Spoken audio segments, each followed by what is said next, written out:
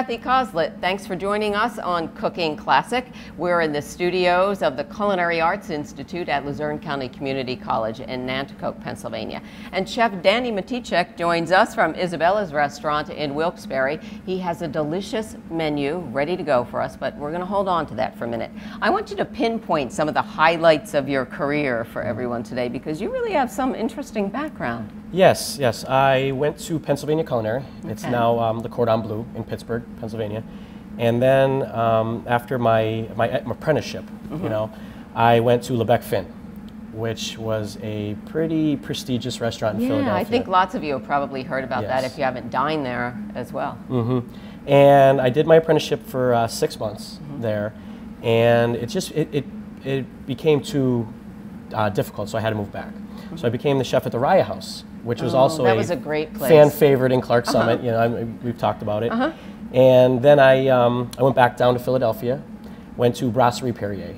It's the little brother restaurant of Lebec Fin. And I had a wonderful experience there. I worked there for almost 2 years, and then I moved back again, and I met Mr. Tamber, and I've been 5 years at Isabella's. At Isabella's ever since. He is going to treat us to one of the specialties he makes at Isabella's when we come back, so don't go away.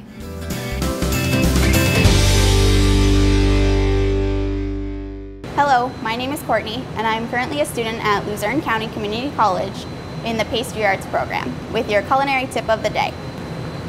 Icing a cake is a relatively easy task for most people to do well.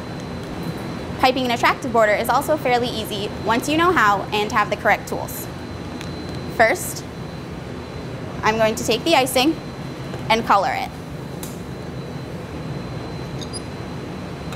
This is a food color paste, and it just gives it a nice, really deep color to this whipped cream icing that I'm using. The whipped cream icing is a mixture of heavy cream and confectioner sugar and vanilla, and then you just whip it on a high speed for a period of time. After the color is mixed into your icing, we place it in a pastry bag with a star tip.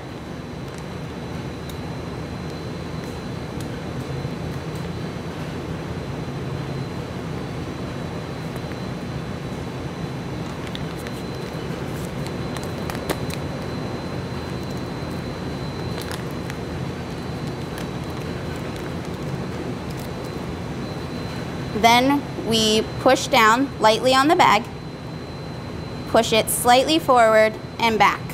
And we repeat this procedure all the way around the top and bottom of the cake for a truly professional look. And then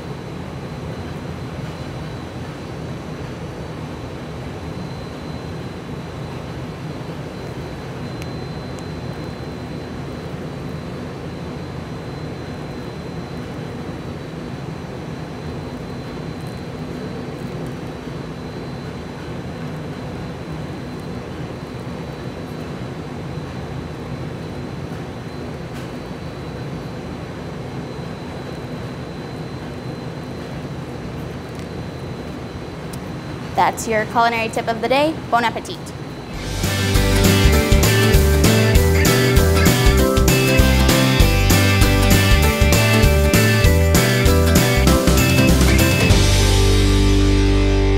We are back to Cooking Classic, and as I promised, Chef Danny Matechak from Isabella's is about to prepare a really terrific menu.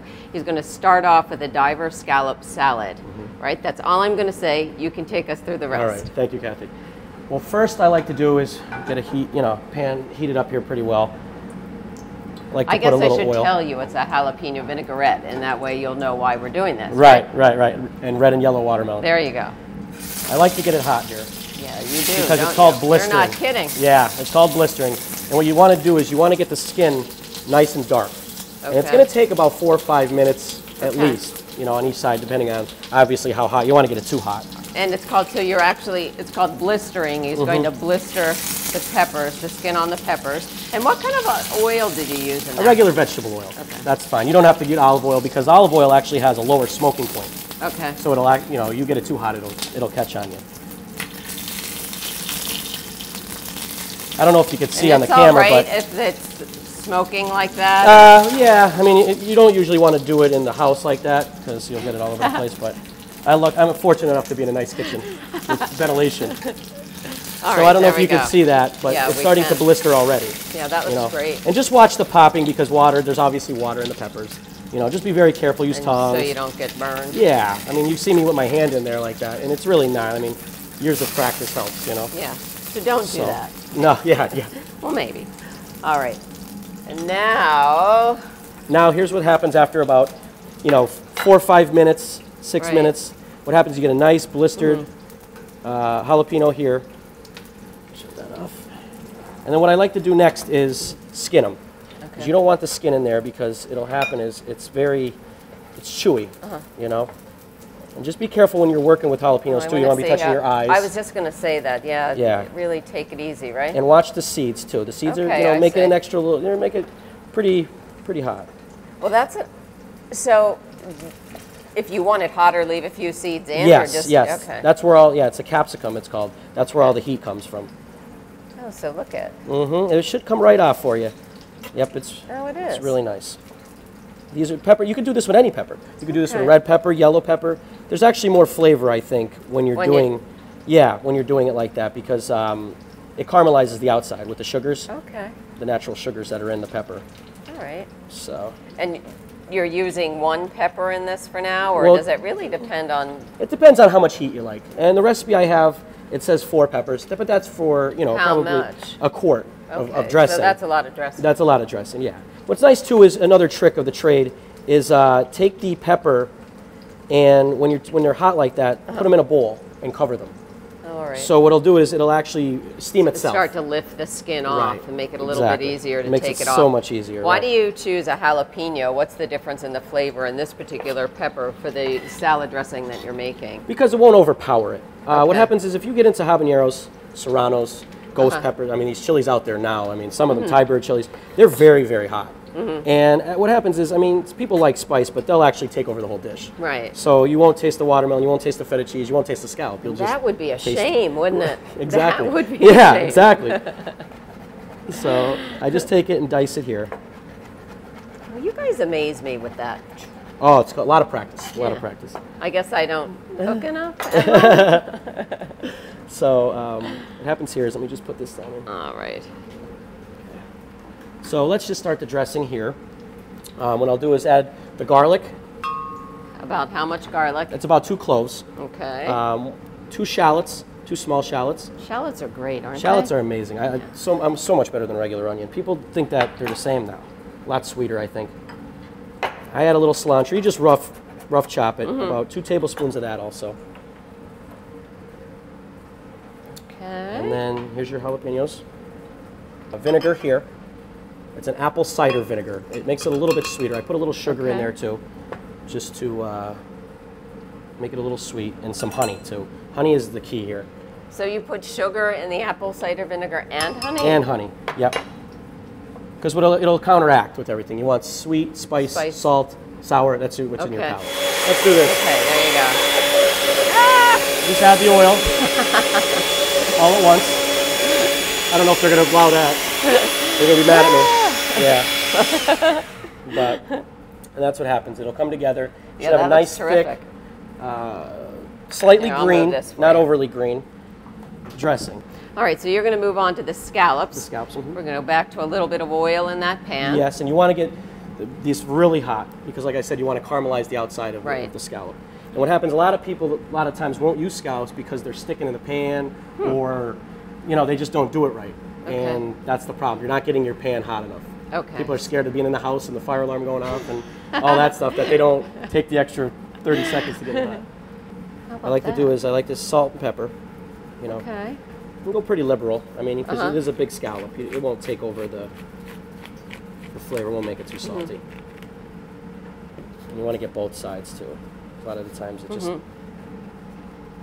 tastes like salt and pepper on one side. So you want to do is, like I said, it's a pretty hot pan. You guys yeah, get you're heat not bill kidding. Here. Yeah, you guys pay the heat bill. We have the heat, you said here. So you want to do that. We got it going. I like to serve them medium rare. I don't like to cook them all the way through. A lot of people do, but what happens is it releases a lot of its liquid. And if you cook it too much, anything will become rubbery. Calamari, Right. I'm sure we've all had it, you know. So, and then, you know, what I like to do too is to aid in the caramelization, because I was French taught, butter in everything. They put butter in everything. So that helps it. Plus it gives it a lot more flavor. Who doesn't like butter? Butter, butter. I'm with you. But you see how nice and caramelized it is on the side? That looks great. That's what you want. That's what happens when you have a high heat. Okay. So crank it up at the house. You can clean up later. That's what it'll look like. And I mean, how long was that? That was probably about a minute. Yeah, just a couple minutes. So what I like to do is I'll set that off to the side to finish the cooking. Okay, what I have here now is the dressing. I want to move these for you. Add that into. Right, so this is our jalapeno vinaigrette. That looks great. Yeah. And what happens is you could put some more cilantro in it if you like. I mean, maybe even a squeeze of lime juice freshens it up. Oh, that's a good idea. That's a really good idea. Chives. I like to use chives also at the restaurant. So and this is on the menu. This is going to be on, yes, it is on the menu. This is backed by popular demand. People absolutely love this, love this dish. They do as we always, and it's simple too. You know, it's straightforward. You know, sophisticated simplicity. You know. That's right. That's how Danny describes his method of cooking, and that's what you can expect at Isabella's. Tell us a little bit more about that sophisticated simplicity. Well, I think it's buying the best stuff. Like you see how we have these nice large diver scallops. Great. You know, and you don't do too much with them. You know, let them shine. Let them. Don't try to dress them up with sauces and overcomplicate it and drown it in this and that, and heavy cream and butter. And heavy cream and butter. You know, and then I just take a little bit of that and. I like that a lot. I don't like a lot of stuff on my food. And I think that's, and you know what it's nice is too, it's very straightforward. Here, I'll take this. All right, thank you. You're welcome. And then what we top it with is a little feta cheese too. Okay. Oh, that looks great. That looks terrific. So. Okay, that's part one. When we return, we're going to get to that big-eyed tuna encrusted with edamame, so don't go away.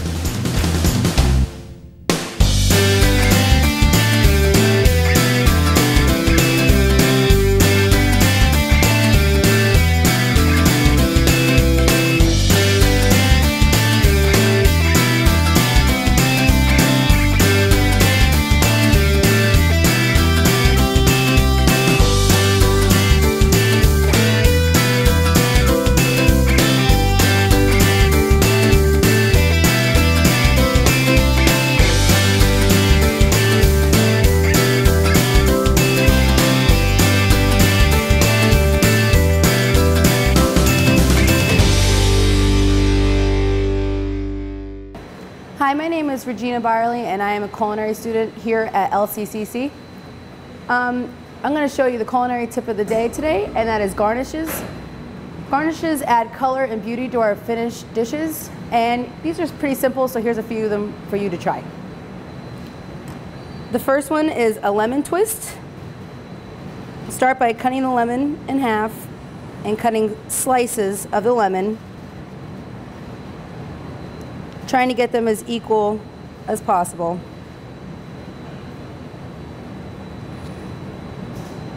And then we'll make 2 center cuts from the middle of the lemon to the rind, and then you have them together and you just twist them.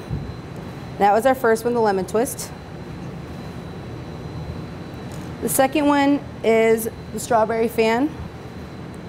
You take the strawberry and you cut several slices, almost going all the way through the strawberry. And then at the end, applying pressure to fan out the strawberry slices. And the last one is called a cucumber crown. And you take a slice of cucumber and you make equal zigzags going all the way around the cucumber, making sure the knife is going all the way to the center. So when you're finished and the zigzag is connected all the way around, you can pull them apart and you'll have 2 equal cucumber crowns.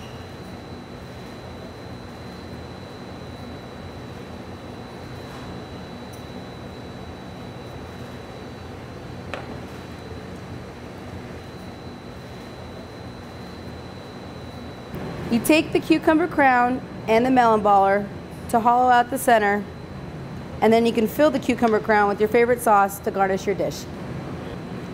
That was your culinary tip of the day. Bon appetit.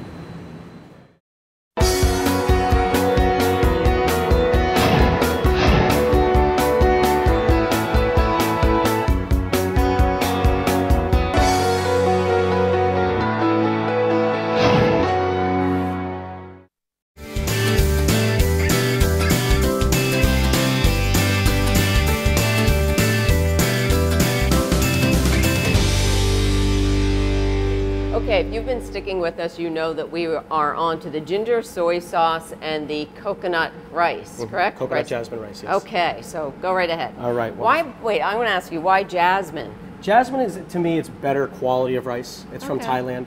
So first you take, take one onion, saute it. Is there a difference even in using a long grain or a short grain, or? Yeah, these are mostly longer grains. Longer. Yeah. Okay. Yeah. Because, like I said, it'll be more textural than a regular rice would. You okay, know? so now how about the person that says, can't eat white rice, need to do brown? Does that matter to you? And No, is there I a mean, particular type of brown that you would? Yeah, no, it's just preference. I mean, brown has more of a texture to it. Okay. You know, it's a little crunchier. Like, we used to do a red jasmine rice. It was a red jasmine rice from Thailand. And it was just too much texture for people. It was too textural. So I said, all right, let's do what people know, you know, and just do it right, you know. So I'm surprised about that more people would still want a regular kind of white rice. They're just, you know, people aren't familiar with it. Okay. People aren't familiar with the name jasmine. They think it's super fancy, and it's not. You know, it's like when you go to a restaurant, a lot of people, I don't know what this is, I'm not going to order it. Right. Well, talk to the server, ask her what it is. I mean, you'd be surprised on what's out there, you know. So do you meet with your servers on occasion to go over what your menu items are? I would assume they taste them and you really talk about what's in there so you can help your customers? Because we use a lot of different ingredients that most people don't know. The coconut, it's a thickened coconut. Oh yeah, that's really, how did you do that? I thicken it with a little sugar and cornstarch. It coats it a lot better. So you want to do that. I was going to say, that didn't look like the coconut milk I pull out. No, that's the watery, yeah. He was trying to sneak one in there on us. He wasn't giving us the secret ingredient. Yeah. So there you go, that's that. So what I do is I cook this for a couple minutes, just until it reduces. And then what I'll do is I'll add, I like water. A lot of people say use chicken stock, but I like water because it doesn't take over the dish. Like to have chicken and coconut and there's just too much going on, it'll overpower, I think, the tuna. I agree with you. All right, that's good. You passed the test. I'm hired. Yeah. And now it's to the soy ginger sauce. Okay. Well, first I like to do is take a little sesame oil. Be careful with this stuff. Okay. A lot of people will use this, and you only need about a tablespoon, maybe a teaspoon. Look at that. And then what I do is I take some ginger. Now what happens is you'll hear it. You hear it popping. And then you'll get a little fragrance. So, yeah, I was going to say it smells really good already. There goes that vegetable oil. Yeah, a little in there just to cut it. So sesame oil, be careful, ginger, regular oil. Yep. And when you do that smells really good. Yeah, that's. And then you give this about 2 or 3 minutes. You know, on lower heat. I would definitely do this on lower heat, but you guys have really good burners here. And then what I'll do is I'll deglaze it with rice wine vinegar. Okay. Soy sauce and sugar. And then a little cilantro. I just put it in there, you know. And then what I'll do is I usually cook this, I simmer for about 15 minutes until it's thin, or thickened. It's a little thin right now, so. We use a lot of mirin at the restaurant too. It's a sweetened sake we use. Okay. You know, so we do a little yuzu juice instead of. So how did you really get into this type of cooking? I mean, this is really different. From what I've been trained. Yeah, I think a lot of restaurants try to stay one-dimensional anymore. I think you have to be multi-dimensional. You know, you can't just stick to one kind of cuisine. From Hawaii. That's great. So, so this is a big eye tuna. It's an ahi. It's in the same category as ahi. Okay. But it's I think. And why do you like this particular type tuna, or is this just the tuna that you like for what you're making today? I like this tuna, one, because it is more sustainable. I don't like to use unsustainable seafood. You see a lot of tunas overfished because they catch it in nets and all that kind of stuff. Mine's all troll, like caught with lines and stuff. So it's a lot better for the environment too. They're not outfit, you know. overfish and everything now. So you got to be careful with the salt with this too. Oh, with the salt on this? Because of the soy sauce. I always tell people that watch your salt and oh, intake here. because the soy sauce is so loaded. It's salt heavy. Very, very. Right. So just a little dabble. And you can get lower sodium versions of that, right? Yes. So would you cook with that? Do you mind or? Yeah. I mean, it does. I wouldn't say there's much flavor, difference in it, but it is definitely, it's a little more water in it. Okay. So that would affect what you're making. So know that in advance. Yeah, it's not. Yeah. So are there different tunas that you would use for different recipes? Like, no, would you use this I for like everything? this because it's a lot darker. It's redder. People like to see pretty, that bright isn't it? red. Yeah, it is. It's nice. So looking. people like that. They can relate to it. They don't like. I use also another one called Tombo. Tombo. I never heard of that. Well, because it's called albacore. Oh, now I heard of it. Now, right. So people associate it with tuna fish. So there you go. You have to. Yeah, that's a little bit cheating for me. So call it the Hawaiian name. All right. So now what do you need next? All right. We have the edamames here. I'm sure you're pretty familiar with edamames. They're a soybean. And what I do is I take them out of the pods. I bake them at about 180 for probably about 4 hours. Oh my gosh. And what happens is you have these really nice, almost crunchy, like those wasabi peas you see in the store, like those kind of things. And what I do is I crush them up, and then I'll put them in with the panko. Okay. And a panko is just simply people think I'm doing crazy breadcrumbs. No, it's just a Japanese breadcrumb. Okay. It's a lot lighter, I would say fluffier. We got a lot of tuna here for us. There you go.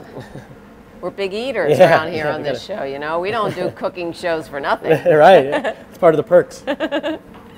So what I'll do is I'll lightly coat it. Okay. All right, so I'm hoping that everyone can see what you're doing here. You're just kind of rolling it in. Yeah, and see, so you'll have the edamame stick on the outside. Great. Okay, when we come back, we're going to put this in the pan, and away we go. We're going to taste it and be on. Right. See you in a minute.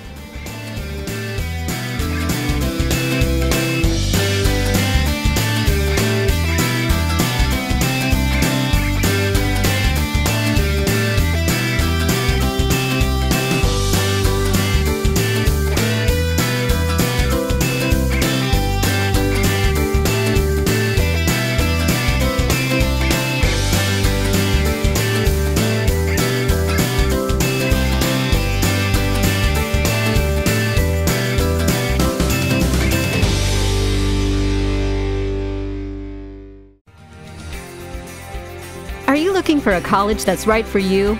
Luzerne County Community College has more than 100 majors to choose from, convenient class times, and many online courses. Transfer your degree and continue your education at a four-year college. Work with modern equipment found in the professional world, all at the area's lowest tuition.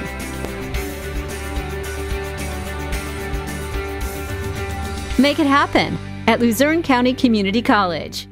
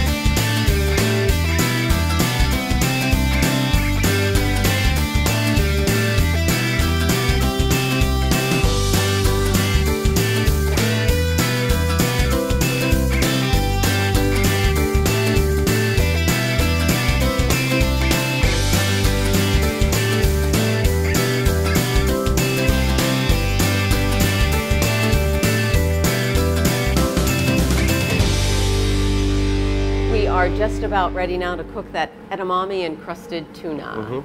So here we go, that saute pan. How high do we have the heat? Oh man, hot. There you go. This is it. Because what you want to do is you want to cook it roughly about 30 seconds. Okay. You want to cook it really high heat, 15 on each side. Now that was more oil than I think I would have put in the pan, and I'm only saying that because maybe that's my problem. I should use more oil. Well, what happens if you don't use enough oil, these will actually burn. Your panko breadcrumbs and your edamames will burn. Where what you're doing now essentially is called pan frying, not sauteing. It's like it's shallow deep frying. So that heats up quick. So we have our rice here.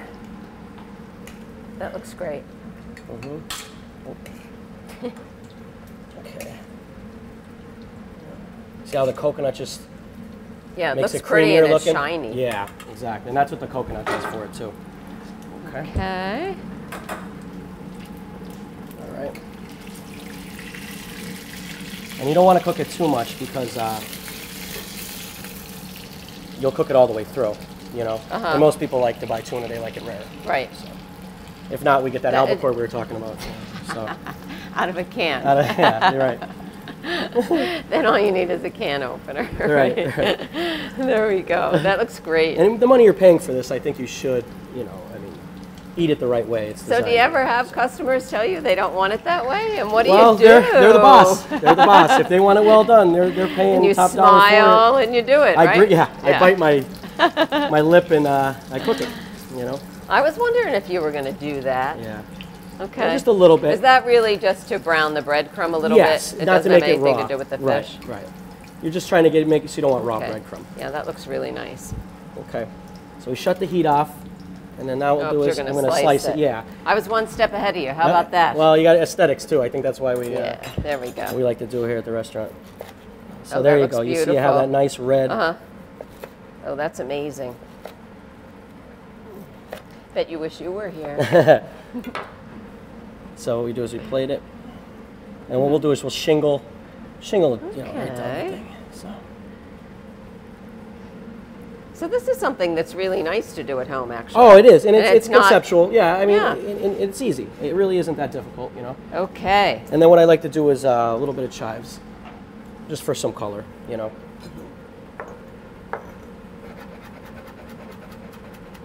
So just got to get them real nice and thin, Oh, look at that. and then voila. What a difference that makes, too, doesn't it? Yeah, it's nice It's because that's a so little simple, crunchy. but it really does make it look so much better. Garnishes, yeah. Garnish. We use a lot of microgreens too at the restaurant too, so they're a little harder to find at home. Well, that's terrific. Thank right. you very much, Wonderful. Chef Danny Thank you, Kathy. Matechak from Very much, Isabella's. Kathy. Right. This looks wonderful. We have our watermelon and feta salad with diverse scallops and jalapeno dressing, and our edamame-crusted tuna. So thanks so much, and I hope you'll join us again sometime. Thank you very much. Pleasure. You're welcome. You too. See you next time.